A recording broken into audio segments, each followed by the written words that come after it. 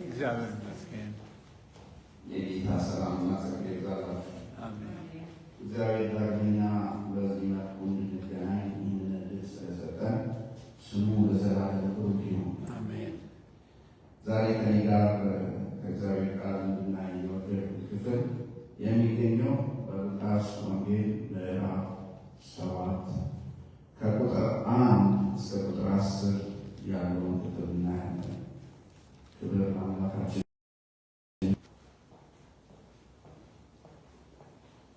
አቤቱ አምላካችን ሆይ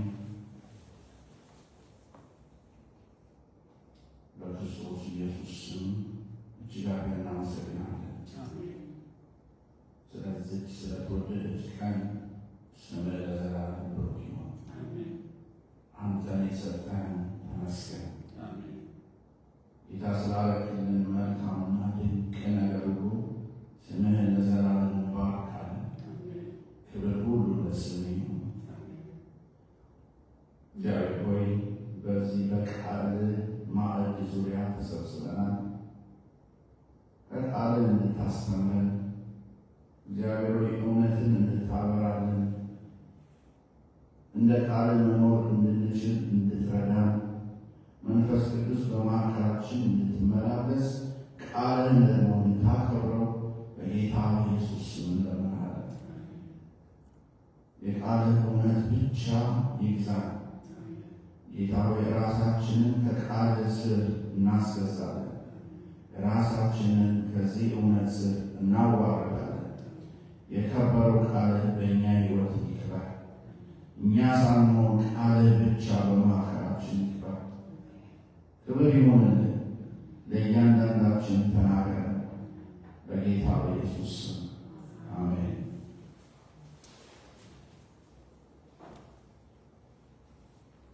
የሉቃስ ወንጌል ምዕራፍ 7 ከቁጥር 1 እስከ 10 ያለውን ክፍል አነባለሁ። እንደዚህ ይላል። በጌታ ስም አነባለሁ። ቃሉን ሁሉ በሕዝብ ጆሮች በጨረሰ ጊዜ ወደ ቅፍርናሆም ገባ። አንድ የመቶ አለቃም ነበረ። የሚወደው ባሪያው ታሞ ሊሞት ቀርቦ ነበረ። ስለ ኢየሱስም በሰማ ጊዜ የአይሁድን ሽማግሌዎች ወደ እርሱ ላከና መጥቶ ባሪያውን እንዲያድን ለመነ። እነርሱም ወደ ኢየሱስ መጥተው ይህን ልታደርግለት ይገባዋል፣ ሕዝባችንን ይወዳልና ምኵራብም ራሱ ሰርቶልናልና ብለው አጽንተው ለመኑት። ኢየሱስም ከእነርሱ ጋር ሄደ። አሁንም ወደ ቤቱ በቀረበ ጊዜ የመቶ አለቃው ወዳጆቹን ወደ እርሱ ላከ። አለው፣ ጌታ ሆይ በቤቴ ጣሪያ በታች ልትገባ አይገባኝምና አትድከም። ስለዚህ ወደ አንተ ልመጣ እንዲገባኝ ከእኔ በታች ወታደሮች አሉ። አንዱንም ሂድ ብለው ይሄዳል፣ ሌላውንም ና ብለው ይመጣል። ባሪያዬንም ይህንን አድርግ ብለው ያደርጋል። ኢየሱስም ይህን ሰምቶ በእርሱ ተደነቀ። ዞርም ብሎ ለተከተሉት ሕዝብ እላችኋለሁ በእስራኤልስ እንኳን እንዲህ ያለ ትልቅ እምነት አላገኘሁም አላቸው። የተላኩትም ወደ ቤቱ ተመልሰው ባሪያውን ባለ ጤና ሆኖ አገኙት ይላል እግዚአብሔር ቃል። ዛሬ የምንመለከተው ጌታ ኢየሱስ ከተደነቀባቸው የእምነት እንቅስቃሴዎች አንዱን ነው። ክብር ለስሙ። ወቅቱ መሲሁ ይመጣል፣ ያድነናል፣ ከዚህ ባርነት ነፃ ያወጣናል ብለው ተስፋ በሚያደርጉበት በዚህ ወቅት ነው ይህ ነገር የተፈጸመው እና ይህ መቶ አለቃ የገዢው ፓርቲ ወይም ደግሞ የሚገዛቸው አካል የሮም መቶ አለቃ ነው። ስለዚህ በወቅቱ ትልቅ ስልጣን ነበር የነበረው ይሄ መቶ አለቃ። የመልእክቴ ርዕስ የእንግዳው እምነት ይሰኛል። የእንግዳው እምነት። ይሄ ከአንድ እስከ 10 ያነበብኩት ክፍል የሚያተኩረው በዚህ መቶ አለቃ ላይ ነው እና ይሄ መቶ አለቃ ለአይሁድ እንግዳ ነው። ለምን እንግዳ ነው? አንደኛ አይሁድ አይደለም፣ በፍጹም ከእነሱ ወገን አይደለም፣ አይሁድ አይደለም፣ ሮማዊ። ሁለተኛ ደግሞ መቶ አለቃ ነው፣ ባለስልጣን ነው። ድሮ ፌዴራል ብለን እንደምንጠራው እስራኤል የሚንቀጠቀጥለት ያስገዛቸው አይሁድ በሮም ቀኝ ግዛት ውስጥ ሆኖ የኢየሱስን መምጣት በሚጠብቁበት፣ ነገር ግን እዚህ ጋር የምንመለከተው እስራኤል ሮም እየገዛቻት በነበረበት በዛ ስርዓት ውስጥ የስርዓቱ ባለስልጣን ታውቃ ተደርጓል። የመቶ አለቃ ወደ እነዚህ ሰዎች ይመጣል እና በጣም የሚገርመው ነገር ይህ መቶ አለቃ በቅፍርናሆም ያለው፣ ምክንያቱም ቁጥር 1 ላይ ሲናገር ቃሉን ሁሉ በሕዝቡ ጆሮ በጨረሰ ጊዜ ወደ ቅፍርናሆም ገባ ይላል ኢየሱስ። ይሄ መቶ አለቃ ወደ ኢየሱስ መምጣትን እየቻለ መቶ አለቃ ሆኖ ሳለ፣ ባለስልጣን ሆኖ ሳለ፣ ገዢ የሆነ ሳለ ሽማግሌዎችን ጠርቶ፣ ከአይሁድ ወገን የሆኑ ሽማግሌዎችን ጠርቶ ባሪያውን እንዲፈውስበት ኢየሱስን እንዲጠይቁለት ሽማግሌዎችን ላከ። ሌሎች አይሁዳውያን ላከ። እንግዲህ ልዩነቱን ተመልከቱ። በስልጣን ወደ እነሱ መምጣት ሲችል፣ ወደ ኢየሱስ መጥቶ እባክህ እስኪ ልጄን ፈውስልኝ ማለት ሲችል፣ ለምን? መቶ አለቃ ነው፣ ባለስልጣን ነው፣ የእሱ ነው ጊዜው፣ ምንም የሚከለክለው ነገር የለም። ግን የሚገርማችሁ ነገር ወደ ኢየሱስ ለመቅረብ አልደፈረም ይሄ መቶ አለቃ። ግን ምንድን ያደረገው? ሽማግሌዎችን ጠራና ሎሎዬ ታሞብኛልና እባካችሁ ንገሩልኝ ለኢየሱስ አለ። ይሄ መቶ አለቃ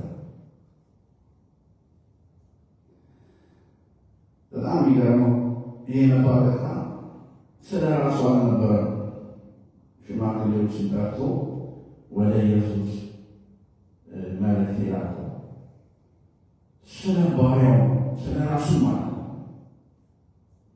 በጣም የሚወደው ባሪያው ታሞበት ነበር ይላል። ባሪያው ታሞ ሊሞት ቀርቦ ነበር ይላል እና በሞትና በሕይወት መካከል የነበረ ባሪያ ነበረው። ስለ ባሪያው መፈወስ ይሄ መቶ አለቃ ግድ ብሎት ኢየሱስ ጋር ሽማግሌዎችን ሲልክ እናያለን። የአይሁድን ሽማግሌዎች ወደ እርሱ ላከ። መጥቶም ባሪያውን እንዲያድንለት ለመነ። ስለ ራሱ አይደለም ጥያቄው። ይሄ መቶ አለቃ ብዙ ነገር ማለት ይችል ነበር። ይሄ መቶ አለቃ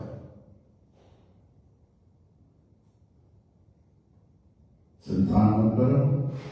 የስ መቶ አለቃ ምን አይነት የገዢው አካል ገንዘብ ነበረው? የስ ነበረው።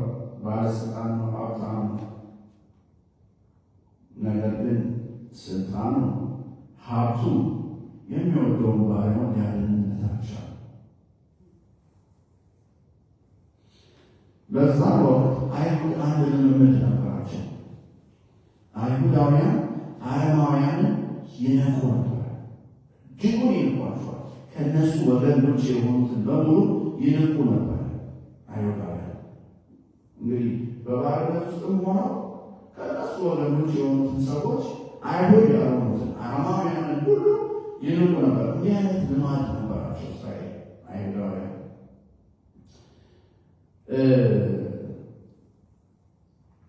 ይህንን ጠንቅቆ ይሄ መቶ አለቃ እንደሚንቁ ኤክስፔሪንስ ያውቃል። ኢየሱስ እንደ ሌሎቹ አይሁዳውያን ስለመሰለው ስለፈራ ነው ሽማግሌ ጋር የሚንቀው መስሎት። ለምን? አይሁድ በባህሉ ሌሎችን አሳንሶ ያያል። ከእነሱ ጋር አንቀመጥም፣ ማዕድ አንቆርስም ይላሉ።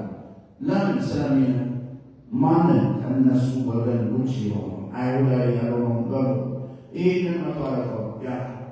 ስለዚህ ምንድን ያደረገው? በገዛ ወገኖቹ ሽምግልና አለ። በእነዚህ ሽማግሌዎች ምን ብሎ ሽማግሌዎቹ ላይ ያለው አንድ የገባው እውነት አለ። ይህ መቷረቃ ከአይሁድ ወገን ያልሆነ መቷረቃ አንድ የገባው እውነት አለ። ያም ኢየሱስ ያድናል የሚል እውነት ነው።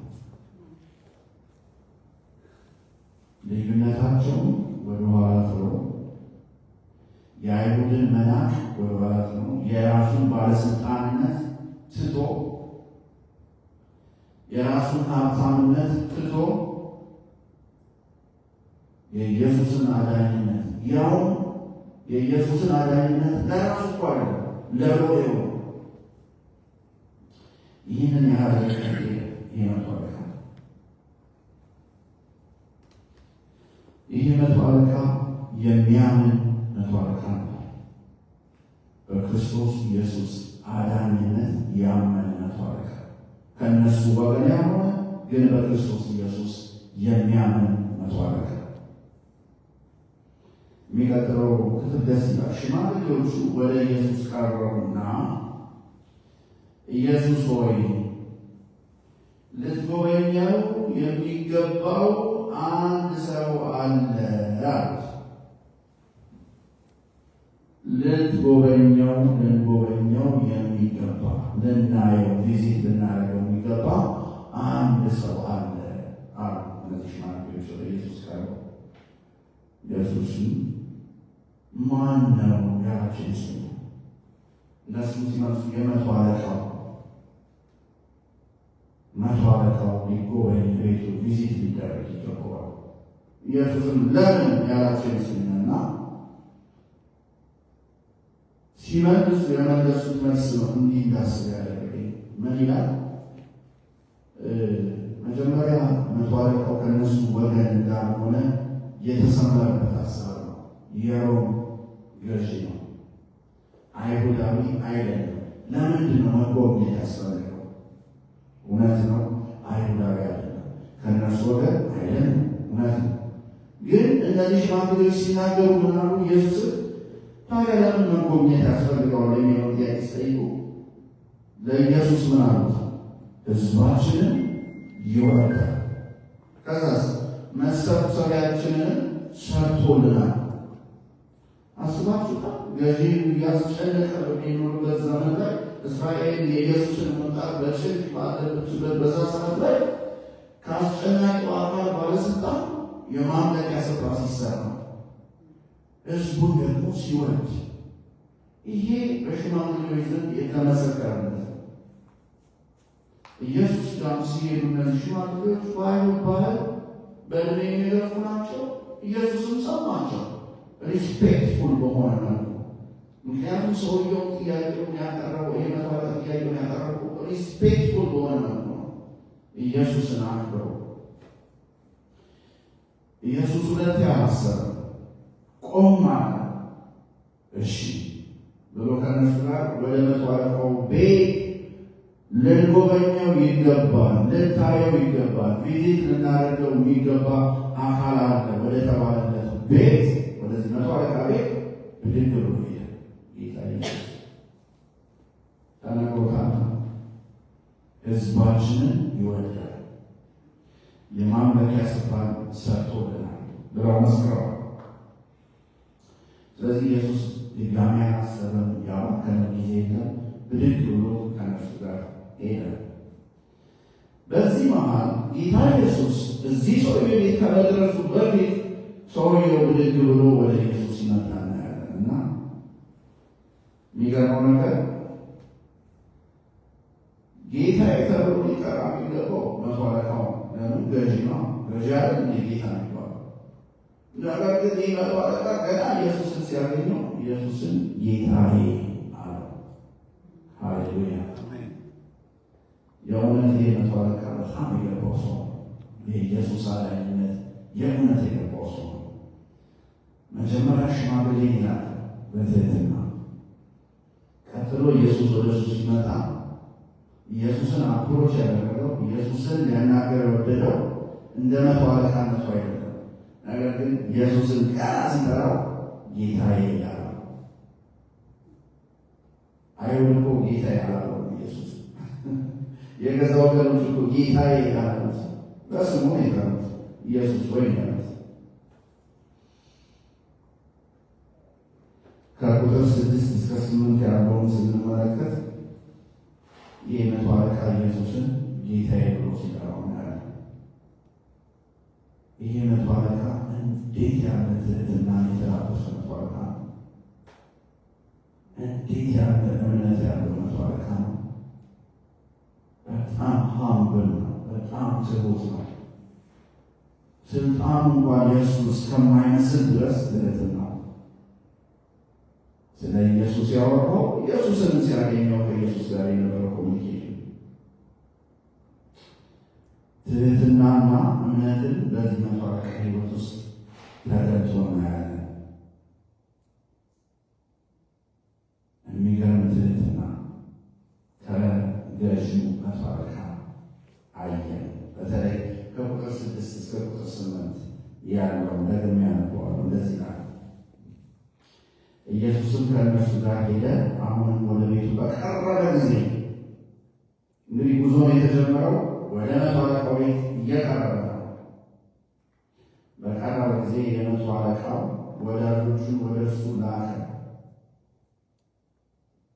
አለው፣ ጌታ ሆይ በቤቴ ጣራ በታች ልትገባ አይገባኝምና አትልቀም። ኢየሱስ ነው እንጂ መቶ አለቃው ቤት መግባት የሚገባው። መቶ አለቃው ስልጣኑን ማሰብ ትችላላችሁ። አንድ ባለስልጣን ቤት እንዴት እገባለሁ? ነገር ግን አንተ ቤት ልትገባ አይገባም ብሎ አፕሮች ሲያደርገው በጣም የተሰበረን ትህትና ሲያሳየው ለኢየሱስ እናያለን። ይህ ነገር ግን ኖቲስ ሳይደረግ አላለፈም። የሚገርም ነገር ሀፕን አደረገ። አንተ ይለዋል ሲናገር፣ አሁንም ወደ ቤት በቀረበ ጊዜ የመቶ አለቃው ወዳጆቹን ወደ እርሱ ላከና አለው፣ ጌታ ሆይ በቤቴ ጣሪያ በታች ልትገባ አይገባኝምና አትድከም። ስለዚህ ወደ አንተ ልመጣ እንዲገባኝ ሰውነቴን አልቆጠርኩም። ተመልከቱ ራሱ እንዴት ዝቅ አድርጎ እንደሚያናገር። ነገር ግን ቃል ተናገር ብላቴናዬም ይፈወሳል አለው። ይህ ነገር ኢየሱስን ገረመው እና መገረሙን ኢየሱስ ዝም ብሎ ማልፋት ፈለገ። ምን አለ?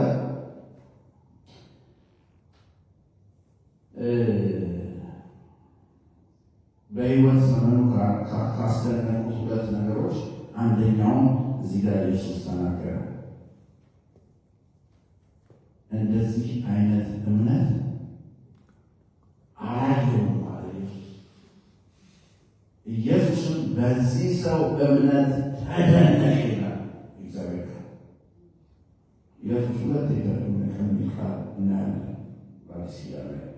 አንደኛው ይሄኛው በዚህ ሰው እምነት ተደነቀ ይላል። ሁለተኛው ደግሞ ባለማመናቸው ተደነቀ ይላል።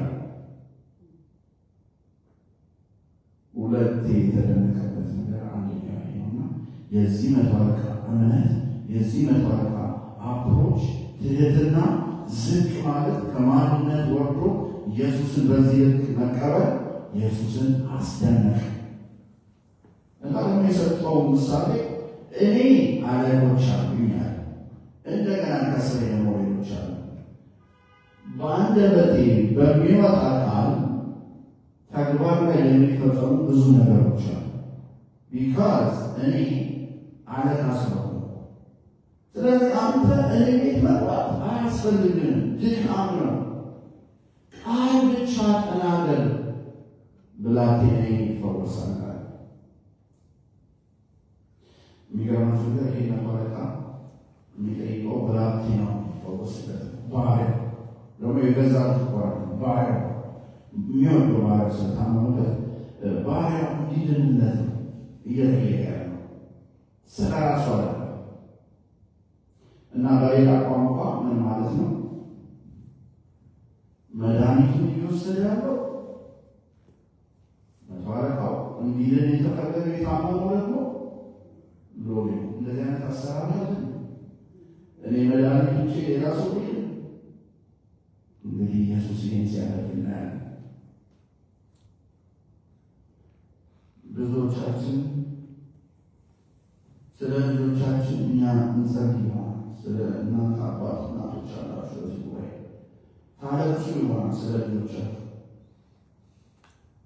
ትተጉ ይሆናል። 24 ሰዓት ጌታ ሆይ እባክህ ልጆቼን አደራ፣ ከሌን አደራ፣ ቅድም ስንጸልይ አገራችንን አደራ እንደተባለው የምንተጋለት አካል ይኖር ይሆናል። ኢየሱስ ያንን ይሰማል ያያል። መቶ አለቃው ስለ ሎሌው ነው ቤቴን ማንኳ አትዳስሰው አትንካው ያለው። ዝም ብለህ ቃል ብቻ ተናገር። ያመነው መቶ አለቃው የሚድነው ሎሌው የለም እኮ ሎሌው እኮ እዛ አካባቢ የለም፣ ቤት ውስጥ ነው እየተሰቃየ ነው፣ በሞት ጣር ላይ ያለው። ነገር ግን ስለ ሎሌው የሞታ መቶ አለቃው አመነ በክርስቶስ ኢየሱስ። ሰይፍ በእስራኤል ላይ በበረታበት ጊዜ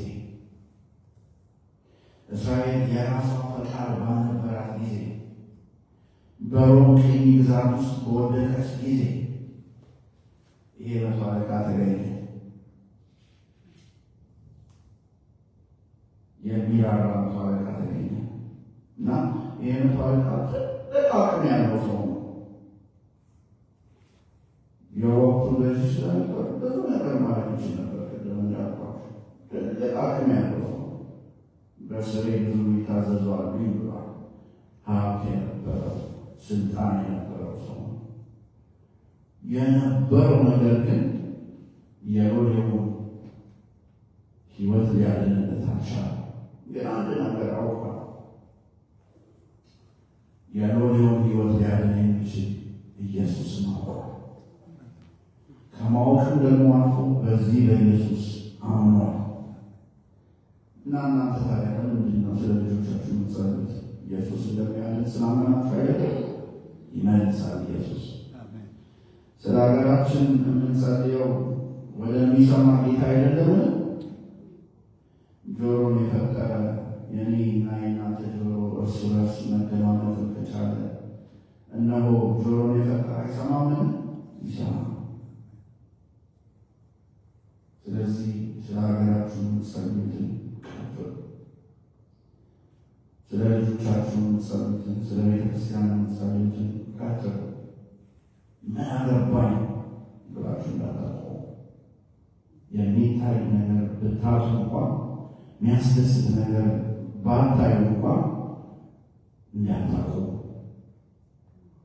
ኢየሱስ ይመልሳል።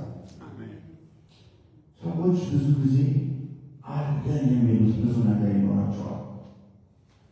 ደግሞ አይተናል። በዘመናችን ባለስልጣኖችን ስልጣናቸውን ተጠቅመው ክርስትና ሊያጠፉ የሄዱበትን መለከት አይተናል። ስልጣንንም እኛ ባለስልጣንን ባናየው ግን ባየነው ልክ አይተናል። አለን የሚሉት ብዙ ነገር ይኖራል። ሰዎች ሀብት ሊሆን ይችላል። ነገር ግን ይሄ ሁሉ ቢኖርም እንኳን ውስንነት አለው። ሰው ይወሰናል። የማይችለው ነገር አለ። በፍጹም የማይችለው ነገር አለ። እንደዚህ መቶ አለቃ ሎሌውን ማዳን አልቻለም። እና አይገርማችሁ ሰዎች ይሄ አለን ይሄ አለን ብለው ቢንቀሳቀሱ በፊታችሁ ቢሰለጥኑ በእናንተ ላይ አይገርማችሁ።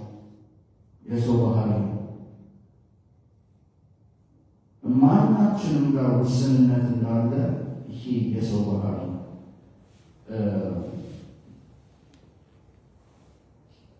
የራሱ ሀብትና ስልጣን ራሱንም ሎሌውን ማዳን እንዳልቻለ እንደዚህ አይነት ውስንነት እንዳለ ሁሉ የማይወሰነውን ኢየሱስን ደግሞ እናመልካለን። ይሄ መቶ አለቃ ይህንን እውነት ተረድቷል። ይሄ ውስንነት አልያዘው። ኢየሱስን ሊይዘው እንደማይችል አውቋል። ስለዚህ ኢየሱስን ሄዶ አናገረው። አንድ ነገር ያውቅ ነበር። ኢየሱስ አዳኝ ነው ያውቅ ነበር። ቅዱሳን የኢየሱስን አዳኝነት ማወቅ ይቻላል። ነገር ግን ኢየሱስ እንደሚያድን ደግሞ ማመን የተለየ ነገር ነው። ኢየሱስ ያድናል። ይህ መቶ አለቃ ከስልጣኑ ከሀብቱም በላይ በዚህ አዳኝ በሆነው በኢየሱስ ላይ ታምኖ ነበረ። የኢየሱስን አዳኝነት አውቆ አምኖ ነበረ። ዛሬ እኔና እናንተ እንደዚህ የሚከብደን በሞት ጣር ላይ ያለ እውነት እጃችን ላይ ሊሞትብን ያለ ቤታችን ትተን የመጣን በቃ ተስፋ ቆርጠን ይቅርብ በቃትን ብለን የተውነው ነገር ሊኖር ይችላል። ለኢየሱስ ቀላል ነው። እንደዚህ መቶ አለቃ ጭራሽ ቤት እንዳትመጣ ምናልባት ላይመጥንህ ይችላል የሚልን እምነት በክርስቶስ ላይ ልናዳብር ይገባል። የቤተ ክርስቲያን ራሱ ኢየሱስ ስለሆነ ባለቤቷ የሞተላት የተሰቀለላት ኢየሱስ ስለሆነ ይህ እውነት ለቤተ ክርስቲያን ተጻፈ። ጌታችን ኢየሱስ ክርስቶስ ታሞ አይደለም የሞተው ስለ ቤተ ክርስቲያን። መድኃኒታችን ኢየሱስ እንደ ማንኛውም ሰው አይደለም የሞተው። ነገር ግን አዳኛችን ኢየሱስ ተገድሎ ነው የሞተው። ሰዎች ናቸው የገደሉት። በእኔ እንደተፈጥሯዊ ሞት አይደለም የሞተው፣ በሰው እጅ ተገድሎ ነው የሞተው። ይህ ደግሞ የሆነው እኔና እናንተ እንድንድን ነው። ስለዚህ ያውቃል ኢየሱስ። ይህ እውነት ዛሬ ለቤተ ክርስቲያን የተሰጠው የሞተው ስለኔና ስለናንተ በሰው እጅ የተገደለው ኢየሱስ ለቤተ ክርስቲያን ራስ ስለሆነ ነው። ስለዚህ ቅዱሳን እንደዚህ መቶ አለቃ በእምነትና በርኅራኄ በክርስቶስ ላይ ባለን እምነት እንድናድግ ዛሬ ይለምናችኋል። ሁላችንም በክርስቶስ ኢየሱስ ላይ ባለን እምነት እንደግ። እንወቀው ኢየሱስን። ምናውቀው ኢየሱስ አዳኝ መሆኑን እንመን። ፕራክቲስና በግል ሕይወታችን ውስጥ ምንም ሩም አይኖረን። ሁሉንም ለኢየሱስ እንስጥ። በእምነትና በርኅራኄ ከመቶ አለቃው ተምረን በክርስቶስ ላይ በእምነት እንኖር። እንጸልይ።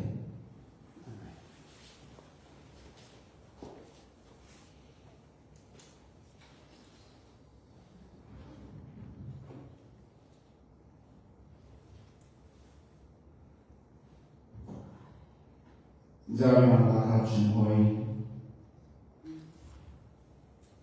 እውነት ነው፣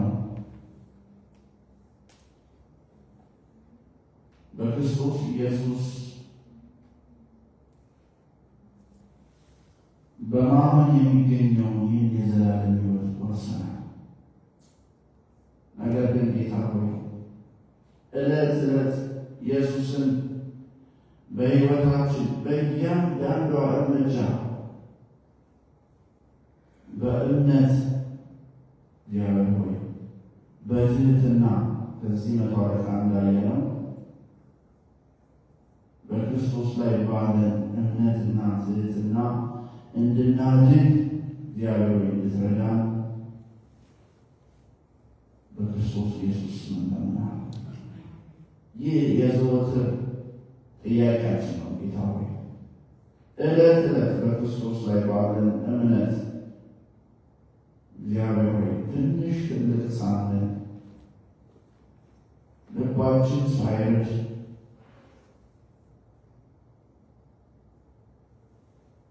ሳንሰን እግዚአብሔር ሆይ በፊት አንተን ደስ በሚያሰኝ ኢየሱስን በሚያስደንቅ እምነት እንድናድግ